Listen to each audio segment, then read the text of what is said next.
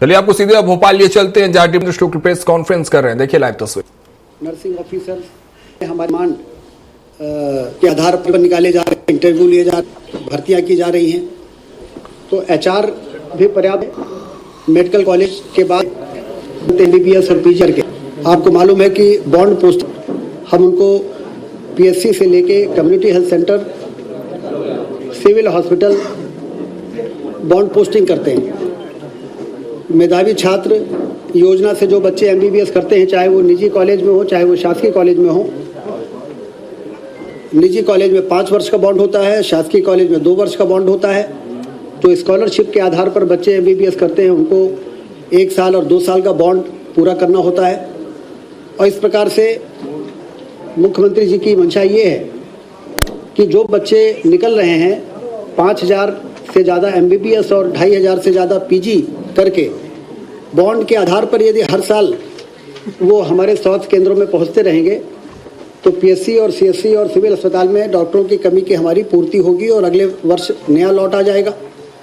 नए लॉट के आधार पर उनका बॉन्ड, पहले वाले का बॉन्ड पूरा होगा तो नया बॉन्ड आ जाएगा। इनकी उपस्थिति की सुनिश्चितता के लिए सार्थक ऐप के माध्यम से हमने आईटी का भी उपयोग किया है कि जिससे कि वो 1 साल 2 साल 5 साल जितना बॉन्ड है वो वहाँ पर उपस्थित रहें, अनुपस्थित न रहें, जिससे वहाँ पर ओपीडी बढ़े। यदि सब हेल्थ सेंटर, पीएससी और सीएससी में पर्याप्त ओपीडी होती है तो फिर जिला अस्पताल में, मेडिकल कॉलेज के अस्पतालों में वही मरीज आएंगे जिनको रिकमेंड किया जाएगा, रेफर किया जाएगा। सर को बताओ ना कि मुझे लगाने इसके भारत सरकार की महत्वाकांक्षी योजना टेलीमेडिसिन, वो भी प्राइमरी हेल्थ सेंटर और सब हेल्थ सेंटर से मेडिकल कॉलेज और जिला अस्पतालों को टेलीमेडिसिन की सुविधा भी उपलब्ध कराई गई है। क्योंकि ग्रामीण क्षेत्रों में आजकल हम सब जानते हैं कि यूपीआई का सबसे ज़्यादा उपयोग दुनिया में हमारे देश के लोग कर रहे हैं।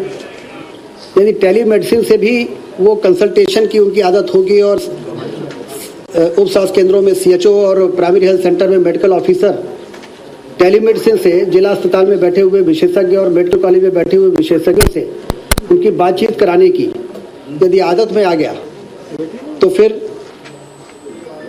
निचली हमारे जो टर्शरी केयर के जो सेंटर हैं वहाँ ओपीडी भी बढ़ेगी। रेफरल केस वही होंगे जो जिनको वास्तव में रेफर होकर भेजना चाहिए। ये भी एक ऐसा नवाचार है जिसको इन 2 वर्षों में आगे बढ़ाने का काम किया गया। इसी प्रकार से एयर एम्बुलेंस, शव वाहन जैसी नवाचार जो मुख्यमंत्री जी के विशेष प्रयास से हुआ, विशेष निर्देश पर हुआ और इसके इतने अच्छे परिणाम मिल रहे हैं कि लगभग 125 से ज़्यादा आयुष्मान कार्डधारी गरीब लोग जो एयरलिफ्ट हो सकते हैं, कभी किसी ने सोचा भी नहीं था, वो एयरलिफ्ट होके और भोपाल आ रहे हैं। यदि उनको आवश्यकता पड़ती है कलेक्टर और डीन और सीएमएचओ के पास उनकी आईडी से उनको एयर एम्बुलेंस बनाने के अधिकार हैं। और यहाँ तक कि यदि कोई गरीब व्यक्ति को प्रदेश के बाहर भी जाना है और डॉक्टर ने रेफर कर दिया है कि इसको मेदांता ले जाना है तो गरीब आदमी को एयर एम्बुलेंस मेदांता भी पहुँचा रही है। तो ये एक ऐसा नवाचार है जिसके बारे में लोगों ने कल्पना नहीं की थी कि ये सुविधा भी मिल सकती है।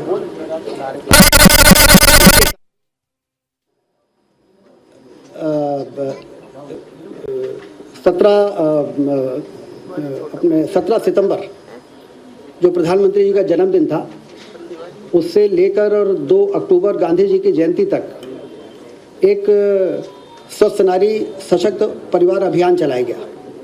आपको ध्यान होगा प्रधानमंत्री जी स्वयं मध्य प्रदेश आए थे, धार से उन्होंने इसको लॉन्च किया था।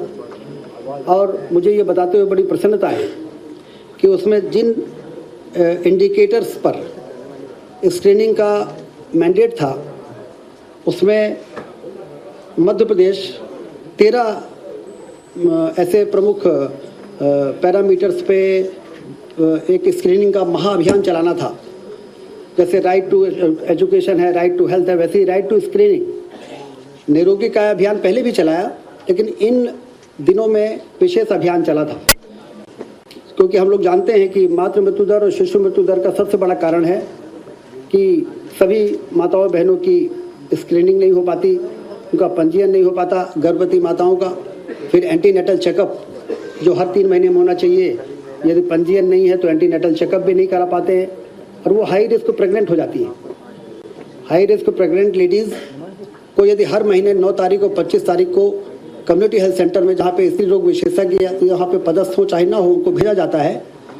सुबह 9 बजे से लेकर 4 बजे तक जिलों से भेजा जाता है। वहाँ पर यदि उनको हर महीने पहुँचा दें तो उनका हीमोग्लोबिन से लेके और जो कमियाँ जिसके कारण मातृ मृत्यु दर बढ़ती है और शिशु मृत्यु दर, उसको नियंत्रित किया जा सकता है। इस आधार पर एक अभियान चला कि लोगों में जागरूकता आए, लोगों को मालूम हो, परिवार के लोगों को भी मालूम पड़े कि भाई यदि गर्भवती माँ है तो उससे सिर्फ काम नहीं कराना है अंतिम समय तक, बल्कि उसका पंजीयन कराना है, उसका एंटीनेटल यदि वो HRP है तो उसको हर महीने की 9 या 25 तारीख को कम्युनिटी हेल्थ सेंटर में पहुंचाना है। आशा वर्कर्स को ये काम मिला है, लेकिन परिवार के लोगों को भी सेंसिटाइज होना पड़ेगा। इसलिए इस अभियान में मुझे बताते हुए बड़ी खुशी है कि 13 पैरामीटर्स में पूरे देश में चला था ये अभियान।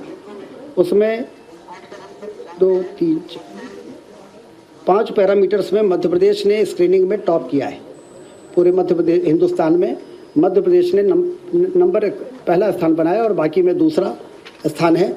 और ये लगभग 1,51,10,968